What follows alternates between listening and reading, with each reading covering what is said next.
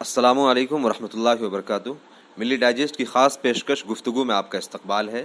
یہ ہماری خوش نصیبی ہے کہ ہمارے ساتھ ڈاکٹر بصیر احمد خان صاحب موجود ہیں، جو جامعہ ہمدرد سے HOD ہو کر کے ریٹائر ہوئے جی۔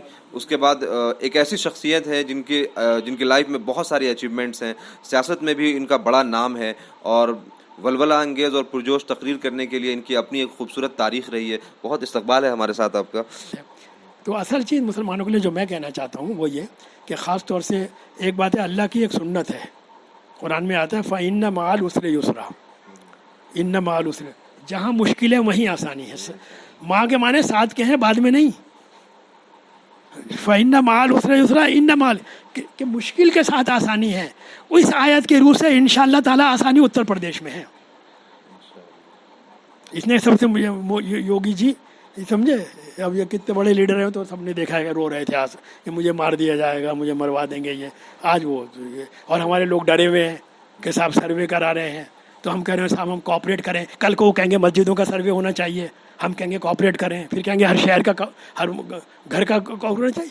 سوال یہ کہ ہمیں کہنا چاہیے تھا کیا مطلب آپ سے بھائی، آپ سے ہم پیسے نہیں لے رہے، آرٹیکل 30 کے تحت ہمیں آزادی ہے اپنے مذہبی ادارے قائم کرنے کے لیے، آپ ہوتے کون ہیں پوچھنے والے؟ کہتے ہیں کہ صاحب آپ یہ پوچھتے ہیں کہ آپ کے گھر میں گوشت کون سا پکا ہوا ہے، پھر یہ کہ مدرسے کا پیسہ کہاں سے آ رہا ہے، ساری چیزیں ساری ہیں، لیکن یہ کہ صاحب تعاون کریں تعاون کریں تعاون کریں ہم، اس کی وجہ ہے ED سے ڈر رہے ہیں ہماری، میں نام نہیں لینا چاہتی، ہماری بڑی سیاسی جماعتیں، پوری ذمہ داری کے ساتھ کہہ رہا ہوں، ہماری بڑی سیاسی جماعتیں مسلمانوں کی، ہمارے بڑے ادارے، بہت سارے، سب کو نہیں کہہ رہا، بہت سے مذہبی بڑے لیڈر ED سے ڈرے ہوئے ہیں۔ قوم کا پیسہ کھا کے بیٹھے ہیں۔ یہ تو خیر لیکن بہرحال ED سے ڈرے ہوئے ہیں کہ ED کا وہ ہو جائے گا، ڈرے ہوئے ہیں کیا کہتے ہیں اس سے، انکم ٹیکس ڈپارٹمنٹ سے ڈرے ہوئے ہیں، CBI سے ڈرے ہوئے ہیں، سمجھے صاحب ہیں۔ اور ایک طرف وہ ستیہ پال ملک ہے گورنر رہتے ہوئے، اگلا وہ یہ کہہ رہا ہے کہ میرے پاس تو 5 کیا کہتے ہیں کرتا پاجامہ لے کر آیا تھا میں، وہ میرے پاس آج بھی ہیں، اور وہ کہہ رہا ہے گورنر رہتے ہوئے کسانوں میں تو کسانوں کی لڑائی لڑوں گا، اور وہ کہہ رہا ہے کہ صاحب میرا تو 1 کمرے کا مکان ہے، 1 فلیٹ دلی کے اندر، میرا کیا بگاڑ لیں گے یہ۔ تو ہمارے ساتھ دقت یہ ہو رہا ہے کہ ہم نے جو بڑی بڑی عمارتیں بنا رکھی ہیں، بڑے بڑے ادارے قائم کر رکھے ہیں، تو سب ڈرے ہوئے ہیں، ED سے ڈرے ہوئے ہیں، CBI سے ڈرے ہوئے ہیں، انکم ٹیکس ڈپارٹمنٹ سے ڈرے ہوئے ہیں۔ اور قرآن شریف کے اندر یہ آتا ہے کہ شیطان تمہیں اپنے دشمنوں سے ڈراتا ہے، ان سے نہ ڈرو، مجھ سے ڈرو۔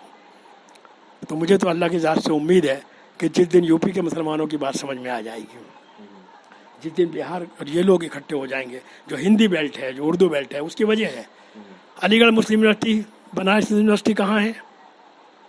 UP میں۔ رام جنم بھومی بابری مسجد کا جھگڑا کہاں ہے؟ UP میں۔ متھرا کرشن کا جنم بھومی کا جھگڑا کہاں ہے؟ UP میں۔ گیان واپی مسجد اور مندر کا جھگڑا کہاں پر ہے؟ اتر پردیش۔ دیوبند بریلی کا جھگڑا کہاں پر ہے مسلمانوں میں؟ اتر پردیش میں۔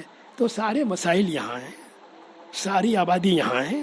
تو جب تک یہاں پہ کوئی لیڈرشپ، جو ان کے بارے میں صرف یہ کہتا ہوں، جو انگریزی کا لفظ ہے کہ وہ ایبل تو ہوں لیکن ان پرچیزبل ہوں، مطلب قابل تو ہوں لیکن ناقابل فروخت ہوں، انہیں کوئی خرید نہ سکے، سمجھے۔